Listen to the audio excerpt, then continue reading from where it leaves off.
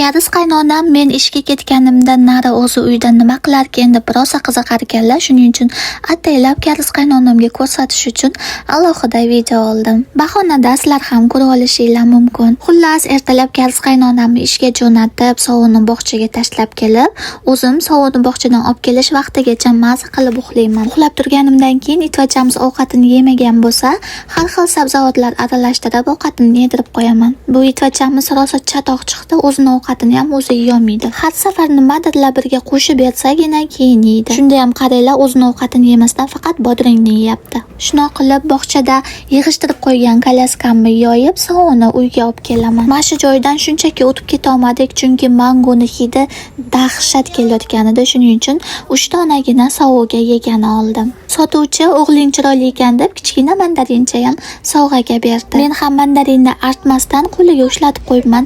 Olmaga o'xshab yeyishini qaranglar. Mandarinni po'stlog'ini ham yevoribdi. Shunaqa qilib sovuq uyga kelishigayoq itvachamiz siyganmi, qilganmi birinchi bo'lib tekshiradi. 19 oylik bolam bog'chadan kelgandan keyin menga juda ham qattiq yopishib oladi. Bog'chadan kelishigayoq yuz qo'lini yuvib, pampersini almashtirmoqchi bo'ldim. Qarasam, orqasi shilinib, ko'karib ketgan ekan. Tezda rasmga olib, bog'cha oyasiga "Sovuq bugun nima qildi?" deb SMS jo'natdim. SMSimni ko'rishigayoq bog'cha oyasi sirazu telefon qilib, menimcha pashsha chaqqani uchun qashli urganidan shilinib ketgan, lekin bizni bog'chada hech kim bolachalarni urmaydi deb gapirdi. Rostdan ham sovun orqasiga qaragandim, nimadir chaqqanga o'xshadi. Menimcha rosa qichiganligi uchun qashlagan bo'lsa kerak. Kariz qaynonamga shunaqa bog'cha oyasi sal g'alatiroq bo'ldi shekilli deb aytgandim.